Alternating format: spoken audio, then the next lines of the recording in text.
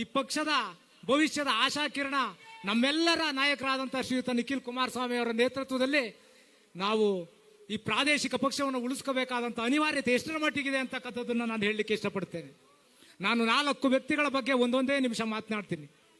ಮೊದಲನೇದಾಗಿ ನಮ್ಮ HD ದೇವೇಗೌಡರು ಸಾಹೇಬರು.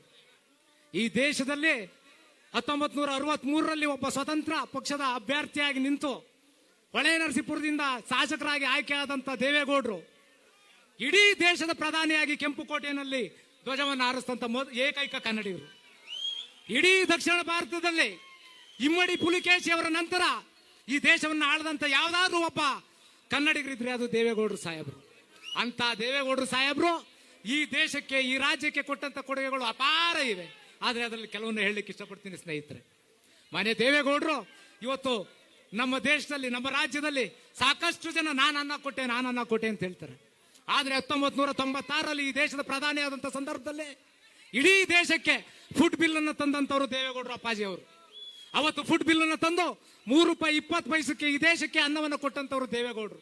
ಇವತ್ತೇನಾದ್ರೂ ನಾವು ಅನ್ನ ಭಾಗ್ಯವನ್ನು ನೋಡ್ತಾ ಇದ್ರೆ ಅದು ದೇವೇಗೌಡರ ಕೊಡುಗೆ ಹೊರತು ಇನ್ಯಾರು ಕೂಡ ನನ್ನದು ಅಂತ ಹೇಳ್ಕೊಳ್ತಕ್ಕಂಥ ಹಕ್ಕಿಲ್ಲ ಅಂತಕ್ಕಂಥದ್ದನ್ನ ನಾನು ನಿಮ್ಮ ಮೂಲಕ ಘಂಟಾಘೋಷವಾಗಿ ಹೇಳಲಿಕ್ಕೆ ಇಷ್ಟಪಡ್ತೇನೆ. ಇವತ್ತು ಈ ರಾಜ್ಯದಲ್ಲಿ, ಈ ರಾಜ್ಯವನ್ನು ಆಳದಂತ ವಿಜಯನಗರ ಸಾಮ್ರಾಜ್ಯ, ಮೈಸೂರು ಅರಸರನ್ನ ಬಿಟ್ರೆ ಇಡೀ ರಾಜ್ಯದಲ್ಲಿ ನೀರಾವರಿ ಯೋಜನೆಗಳು ಏನಾದ್ರೂ ಆಗಿದ್ರೆ ಅದು ಕೇವಲ ದೇವೇಗೌಡರು ಸಾಹೇಬರಿಂದ ಮಾತ್ರ.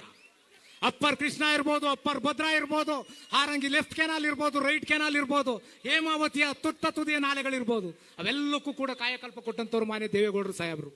ಕೃಷ್ಣರಾಜನಗರದಲ್ಲಿ ಇವತ್ತು ಆಗ್ತಾ ಇರ್ತಕ್ಕಂಥ ಒಟ್ಟು ನೀರಾವರಿನಲ್ಲಿ ತಮಗೆಲ್ಲ ಗೊತ್ತಿದೆ ಸ್ನೇಹಿತರೆ, 50% ಭಾಗ ಸಾಲಿಗ್ರಾಮ ತಾಲೂಕಿನ ನೀರಾವರಿ ಆಗ್ತಾ ಇರ್ತಕ್ಕಂಥಕ್ಕೆ ಕಾರಣರು ಸನ್ಮಾನ್ಯ ದೇವೇಗೌಡರು ಸಾಹೇಬರು. ದೇವೇಗೌಡರು ಸಾಹೇಬರು ಅವತ್ತು ಕೊಡದೇ ಇದ್ರೆ ಕೃಷ್ಣರಾಜನಗರದ ಬಹುತೇಕ ಭಾಗ ಬರದಿಂದ ತತ್ತರಿಸ್ತಾ ಇತ್ತು.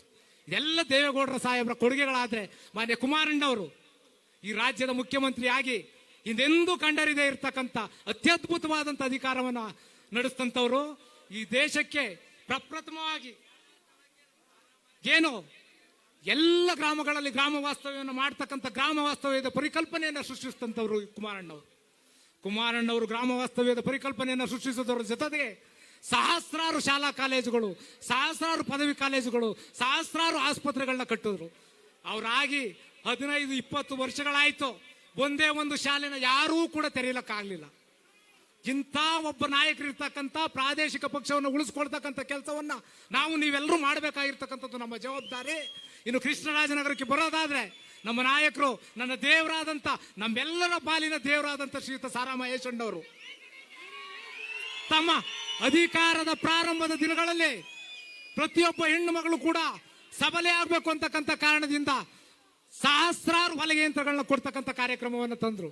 ಅದು ಇಡೀ ರಾಜ್ಯದ ಕಾರ್ಯಕ್ರಮವಾಗಿ SC/STಗೆ ಕೊಡ್ತಕ್ಕಂಥ ಕಾರ್ಯಕ್ರಮ ಇಡೀ ರಾಜ್ಯದಲ್ಲಿ ಪ್ರಾರಂಭ ಆಯಿತು. ಅದನ್ನು ಪ್ರಾರಂಭ ಮಾಡಿದ್ದು ಮಹೇಶ್ ಅಣ್ಣವರು. ಅದಲ್ಲದೆ ಇಡೀ ರಾಜ್ಯದಲ್ಲಿ ಎಲ್ಲೂ ಕೂಡ ಇರಲಿಲ್ಲ ಉಚಿತ ಆಂಬುಲೆನ್ಸ್ ಸೇವೆಗಳು. 4 ಆಂಬುಲೆನ್ಸ್ನ ಕೊಟ್ಟು ಇಡೀ ರಾಜ್ಯದಲ್ಲಿ ಆಂಬುಲೆನ್ಸ್ನ ಉಚಿತವಾಗಿ ಓಡಿಸಬಹುದು ಅಂತಕ್ಕಂಥದ್ದನ್ನ ನಮ್ಮ ಮಹೇಶ್ ಅಣ್ಣವರು ಮಾಡಿದ್ದು. ಅದನ್ನ ಯಡಿಯೂರಪ್ಪ ಸಾಹೇಬರು ಇಡೀ ರಾಜ್ಯಕ್ಕೆ 108 ಅಂತ ಹೇಳಿ ಆಂಬುಲೆನ್ಸ್ ಸೇವೆಯನ್ನು ತಂದ್ರು. ಇಡೀ ರಾಜ್ಯದಲ್ಲಿ ಬರ ಬಂದಂತ ಸಂದರ್ಭದಲ್ಲಿ 3 ತಿಂಗಳು ಉಚಿತವಾಗಿ ನನ್ನ ತಾಲೂಕಿನ ಜನ ಹಸಿವಿನಿಂದ ಬಳಲಬಾರದು ಅಂತಕ್ಕಂಥ ಕಾರಣದಿಂದ ಉಚಿತವಾಗಿ ಅನ್ನಭಾಗ್ಯವನ್ನು ಕೊಟ್ಟಂತವ್ರು ನನ್ನ ನಾಯಕರು. ಆ ಅನ್ನಭಾಗ್ಯ ಯೋಜನೆಯನ್ನ ನಂತರ ಕರ್ನಾಟಕ ಸರ್ಕಾರ ಜಾರಿಗೆ ತಂದಿತ್ತು ಸ್ವಾಮಿ. ಇದೆಲ್ಲವೂ ಒಂದು ಕಡೆ ಆದ್ರೆ ತನ್ನ ತನು ಮನ ಧನವನ್ನ ತಾರೆ ಎರೆದು ಪ್ರತಿಯೊಬ್ಬ ಕಾರ್ಯಕರ್ತನು ಕೂಡ ನನ್ನ ಕುಟುಂಬದವರು ಅಂತೇಳಿ ಹಗಲೂ ರಾತ್ರಿ ಒದ್ದಾಡ್ತಾ ಇರ್ತಕ್ಕಂಥ ನಮ್ಮ ನಾಯಕರ ಹಿಂದೆ ನಾವು ನಿಲ್ಬೇಕಾದದ್ದು ನಮ್ಮ ಆದ್ಯ ಕರ್ತವ್ಯ ಅಂತಕ್ಕಂಥದ್ದು ನನ್ನ ಅಭಿಪ್ರಾಯ. ಇನ್ನು ಕಳೆದ ಬಾರಿ ಕುಮಾರಣ್ಣವರು ಮುಖ್ಯಮಂತ್ರಿ ಆದಂತ ಸಂದರ್ಭದಲ್ಲಿ ಸುಮಾರು 25,000 ಕೋಟಿ ಸಾಲ ಮನ್ನಾವನ್ನು ಮಾಡಿದ್ರು. ಅವತ್ತು ಕುಮಾರಣ್ಣವರು ಸಾಲ ಮನ್ನಾ ಮಾಡದೇ ಇದ್ರೆ 5 ವರ್ಷ ಈ ರಾಜ್ಯದ ಮುಖ್ಯಮಂತ್ರಿ ಆಗಿರ್ತಿದ್ರು ಅಂತಕ್ಕಂಥದ್ದು ನನ್ನ ಭಾವನೆ. ಯಾಕೆ ಅಂತ ಹೇಳಿದ್ರೆ ಇರ್ತಕ್ಕಂಥ 125 ಜನಕ್ಕೆ ಪ್ರತಿಯೊಂದು ಕಾನ್ಸ್ಟಿಟ್ಯೂನ್ಸಿಗೆ 200 ಕೋಟಿ ಅನುದಾನ ಕೊಡ್ಬೋದಿತ್ತು. ಯಾವ ಶಾಸಕರು ಕದ್ದೊಯ್ತಿರ್ಲಿಲ್ಲ, ಕುಮಾರಣ್ಣವ್ರು ಕಾಲಿಟ್ಕೊಂಡು ಹಿಂದೆನೇ ಇರ್ತಿದ್ರು. ಆದ್ರೆ ನಾನು ಕೊಟ್ಟಿರ್ತಕ್ಕಂಥ ಮಾತನ್ನ ಉಳಿಸ್ಕೋಬೇಕು ಅಂತ ಏಕೈಕ ಕಾರಣದಿಂದ, ನನ್ನ ಅಧಿಕಾರ ಹೋದ್ರೂ ಪರವಾಗಿಲ್ಲ ಅನ್ನೋ ಕಾರಣದಿಂದ ಅವತ್ತು ಸಾಲ ಮನ್ನಾವನ್ನು ಮಾಡಿದ್ರು. ಆದ್ರೆ ನಾವೇನ್ ಕೊಟ್ವಿ? ಸಾಲ ಮನ್ನಾ ಮಾಡಿದ 6 ತಿಂಗಳಿಗೆ ಆ ಕುಟುಂಬದ ಕುಡಿ ನಿಖಿಲ್ ಕುಮಾರಸ್ವಾಮಿ ಅವ್ರನ್ನ ಸೋಲ್ಸಿದ್ವಿ. ಎಂತ ದುರಂತ ಅಲ್ವಾ ಸ್ವಾಮಿ. ಇವತ್ತು ನಿಖಿಲ್ ಕುಮಾರಸ್ವಾಮಿ ಅವ್ರ ಬಗ್ಗೆ ಮಾತಾಡ್ತಾ ಹೋದ್ರೆ ಎಷ್ಟು ಹೇಳಿದ್ರು ಸಾಲದು. ಇವತ್ತು 3 ಬಾರಿ ನಿಖಿಲ್ ಕುಮಾರಸ್ವಾಮಿ ಅವರು ಸೋತಿದ್ದಾರೆ ಅಂತ ಹೇಳಿದ್ರೆ ಅವರಾಗಿ ಚುನಾವಣೆಗೆ ನಿಂತವರಲ್ಲ. ಪಕ್ಷದ ಕಾರ್ಯಕರ್ತರನ್ನು ಬಲಿ ಕೊಡಬಾರ್ದು ಅಂತಕ್ಕಂಥ ಏಕೈಕ ಕಾರಣದಿಂದ ಚುನಾವಣೆಗೆ ಸ್ಪರ್ಧೆ ಮಾಡಿದ್ದು ನಿಖಿಲ್ ಅವರು. ಪಕ್ಷದ ಕಾರ್ಯಕರ್ತರ ಮನೆ ಹಾಳಾಗಬಾರ್ದು ಅಂತ ಹೇಳಿ ಅವರು ಸೋಲಿನ ಜವಾಬ್ದಾರಿಯನ್ನು ಹೊತ್ಕೊಂಡ್ರು. ಹಿತಶತ್ರುಗಳು ಆಗ್ತಂತ ಬೆನ್ನಿಗೆ ಚೂರಿ ಹಾಕದಂತ ಮೋಸದಿಂದ ಅವರು ಸೋಲನ್ನು ಒಪ್ಕೋಬೇಕಾಯ್ತು. ಇವತ್ತು ಇಡೀ ರಾಜ್ಯದಲ್ಲಿ ಸುಮಾರು 9,000 ಕಿಲೋಮೀಟರ್ ಸುತ್ತಿ ಪಕ್ಷವನ್ನು ಸದೃಢಗೊಳಿಸ್ತಕ್ಕಂಥ ನಿಟ್ಟಿನಲ್ಲಿ ಕೆಲಸ ಮಾಡ್ತಾ ಇದ್ದಾರೆ.